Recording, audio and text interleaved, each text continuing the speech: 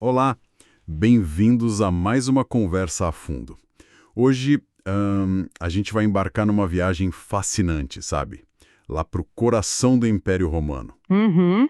num período de tensão máxima mesmo, onde tradições antigas batiam de frente com uma fé nova, o cristianismo que vinha com tudo. Exato. As fontes que a gente tem aqui são, nossa, riquíssimas em drama humano.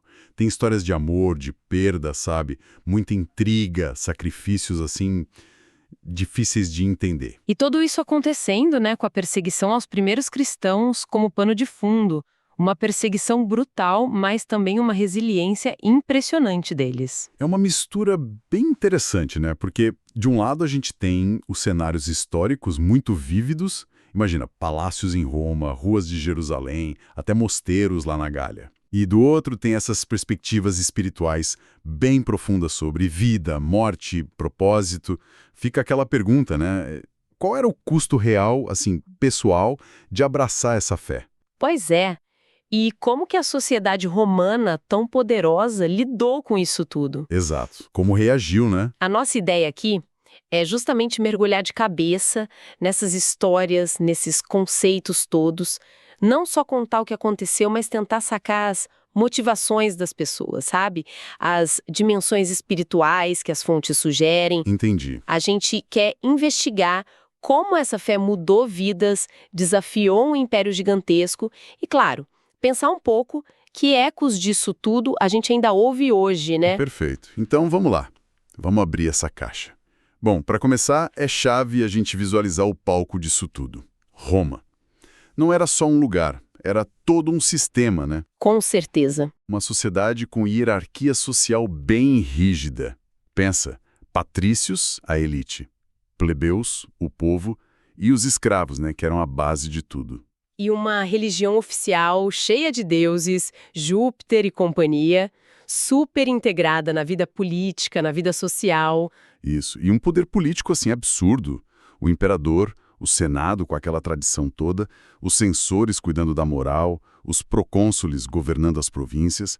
Era um mundo de ordem, de tradição, poder centralizado. E é justamente aí, nesse cenário todo estruturado, que o cristianismo aparece e, olha, rapidinho, começa a ser visto com uma desconfiança enorme. Imagino. As fontes que a gente analisou falam muito disso.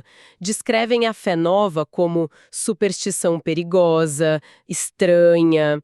As acusações eram pesadas, tipo bruxaria, loucura. Nossa. E talvez o mais chocante para eles, um desprezo pelas tradições, pela família romana, até pela vida aqui na Terra, sabe? Em nome de uma promessa futura. Era um choque de visões de mundo, quase irreconciliável. Dá para sentir a tensão. De um lado, esse pragmatismo romano, o culto à força, à hierarquia, aos ancestrais. Uhum. Do outro, chegam ideias cristãs que são o oposto, né? Humildade, perdão radical. Imagina, perdoar o inimigo 70 vezes 7. Devia soar absurdo para muita gente. Com certeza. Falar de um reino que não é deste mundo, um amor universal que incluía até inimigo. Nossa, É. E a gente vê isso nas reações dos personagens que as fontes trazem, né? O tal Elvídio Lúcius, um patrício que não aceita de jeito nenhum a fé da filha, Célia, ou o senador Públio Lentulus, super cético, preocupado com o que a esposa Lívia estava aprendendo e seguindo. O conflito ia parar dentro de casa, na elite. que complicado. E aí as fontes de inspiração espírita que a gente consultou, elas dão uma camada a mais, interpretam os ensinos de Jesus como um chamado para uma transformação moral profunda, sabe? Uhum. O foco seria na lei do amor, na caridade, como caminho para a evolução espiritual. Isso batia de frente, mas muito de frente mesmo, com a mentalidade romana focada no poder terreno, na glória, nas convenções sociais. Entendi. Era quase uma inversão de valores, né? Totalmente. Questionava o que era ser um bom cidadão romano na raiz. E é justamente quando a gente olha para as histórias individuais que o impacto dessa fé fica mais palpável, mais dramático. As fontes estão cheias disso. Sim, muitas histórias. Um exemplo forte é o de Célia, uma jovem patrícia da alta sociedade. As fontes dizem que ela conheceu o cristianismo através dos escravos da casa dela.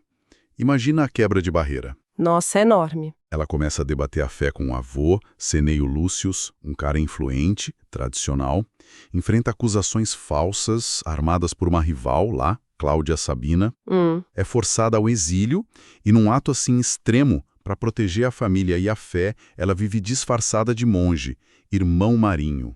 É um sacrifício pessoal. Impressionante. Sem dúvida. É um retrato muito forte daquela heróica renunciação de si mesmas que uma das notas menciona.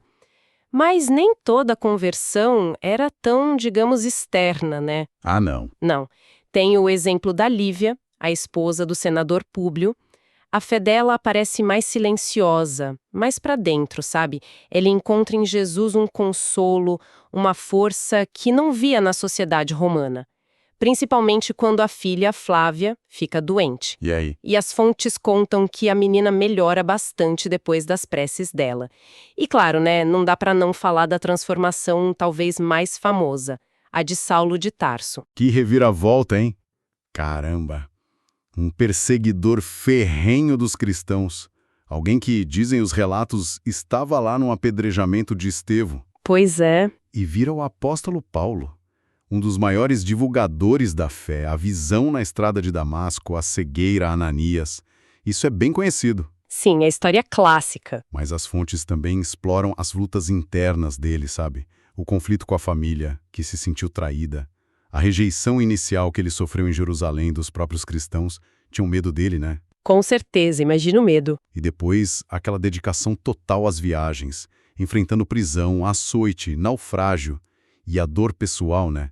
A perda da Abigail, um amor antigo, uma morte ligada ao passado dele de perseguidor, uma vida de renúncia e sofrimento constante. Essas histórias mostram bem o custo altíssimo que era abraçar e viver essa fé naquele mundo romano. O próprio Estevão, que você falou, enfrenta o martírio perdoando quem o matava, segundo os relatos. Forte isso. Muito. E tem outra história, da Alcione, que mostra uma devoção que leva a uma escolha dificílima. Renunciar a um amor, o Carlos, para cuidar da mãe doente e depois a família do Cirilo, que tinha sido o amor da mãe dela. Puxa vida. As fontes com visão espírita contextualizam isso como provas ou expiações, etapas para o crescimento da alma, sabe? Entendi.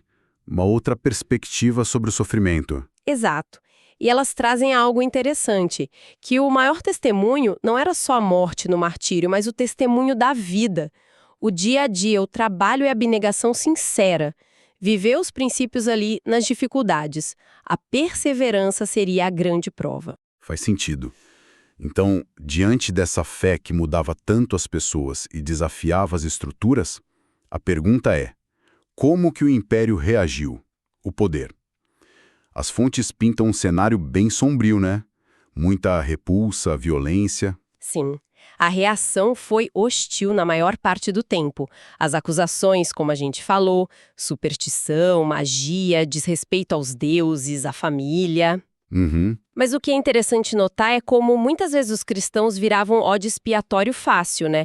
Tinha uma peste, colheita ruim, incêndio, culpa dos cristãos.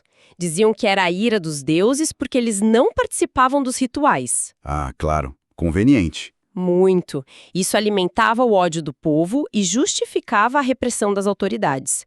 E tinha também um medo político real, sabe? O cristianismo, com aquela comunidade forte, independente, leal a um rei no céu, era visto como ameaça à unidade do império. Podia desagregar. E as perseguições, pelo que as fontes descrevem, podiam ser terríveis, brutais mesmo, e em alguns períodos bem sistemáticas. Não foi sempre igual, né? Teve épocas mais calmas, mas teve ondas de perseguição intensa. Exatamente. Começa lá com Nero, no século I, usando cristãos de bode expiatório para o incêndio de Roma, aqueles espetáculos horríveis. Depois, imperadores como Adriano, no século II, talvez mais pragmático, mas que criou processos legais que forçavam a escolha: nega a fé ou morre. Uma escolha terrível. E mais tarde, Décio, Valeriano, Maximino Já no século III, início do IV, intensificaram muito. Maximino é chamado até de monstro sedento de sangue numa fonte.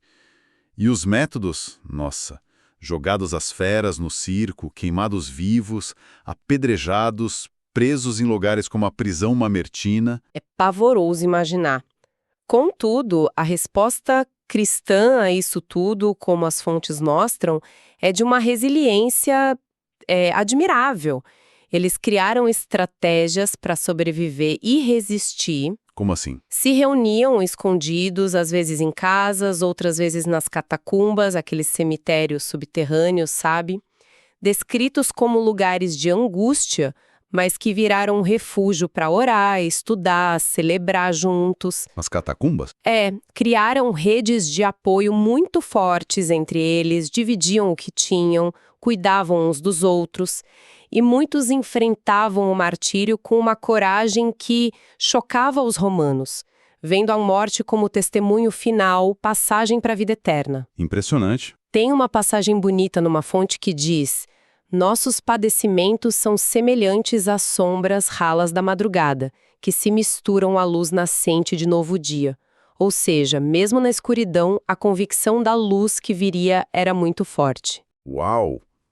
Que dinâmica! E no meio disso tudo de conflito, perseguição, fé, as fontes também mergulham fundo nos relacionamentos. Amor, perda, separação e a esperança de reencontro, né? Seja aqui ou depois. Sem dúvida. O amor é testado ao limite nessas histórias. Célia e Ciro, separados pelo martírio dele. Euvídio e a esposa Alba Lucínia, lidando com problemas na família por causa da fé, de intrigas. Públio e Lívia, aquele casal com visões de mundo cada vez mais distantes. A história trágica de Saulo e Abigail, marcada pela morte dela, ligada ao passado dele. É verdade. Sírio e Madalena, separados por anos, talvez por uma conspiração, ela achando que ele morreu. E o amor sacrificado de Alcione por Carlos, uma renúncia consciente por dever. O amor é sempre posto à prova. E a dor da perda é um fio que atravessa tudo, né? O exílio da Célia, a cegueira do Públio que o faz refletir sobre Jesus, a destruição de Pompeia varrendo tudo. Sim. As décadas de espera da Madalena. E o próprio Cirilo, que casa de novo, mas a fonte diz que a alma dele continua ligada à primeira esposa. A perda é muito real, muito dolorosa. Mas e aqui entra um ponto-chave das fontes, especialmente as de inspiração espírita. Há também uma sugestão forte de transcendência, de que esses laços e perdas não são o fim. Como assim? O reencontro da Célia com o pai é o vídeo no final da vida dela, depois de tanta dor e separação. É uma reconciliação aqui. Mas tem mais. As experiências espirituais que são descritas. Ah, sim. A Célia tendo uma visão do avô Cneio depois que ele morre, para consolar ela. O Ciro tendo um sonho sobre o reino do Senhor que o fortalece. Falam de assembleias espirituais, reuniões no outro plano. Interessante. E isso conecta direto com as ideias espíritas. A alma sobrevive à morte do corpo. Existe o tal do perispírito, um corpo espiritual que mantém a identidade e permite interação lá. A comunicação entre os mundos por sonhos, visões e a reencarnação como um processo para aprender e fortalecer os laços de amor através de várias vidas. A ideia é que o amor de verdade não acaba com a morte. Uau! Que exploração densa e emocionante que a gente fez hoje. Percorremos um caminho que mostrou esse choque gigantesco entre a fé cristã nascendo, com toda aquela força, e o poder de Roma, as tradições, e tudo contado por histórias muito humanas, né? Cheias de reviravolta, sacrifício, uma força interior incrível. Exatamente. A gente tocou em temas universais: o sacrifício por uma convicção, a transformação pela fé, a brutalidade da perseguição, mas também a resiliência do espírito humano e a força do amor, que nessa perspectiva espiritual das fontes atravessa até a morte. É verdade. Essas narrativas nos dão uma visão complexa, que mistura o drama histórico com questões profundas sobre propósito, sofrimento, evolução. Fica realmente muito para a gente pensar. E talvez a reflexão final seja essa. Olhando para essas histórias que misturam história, drama, visão espiritual, que ecos dessas lutas antigas a gente ainda percebe hoje?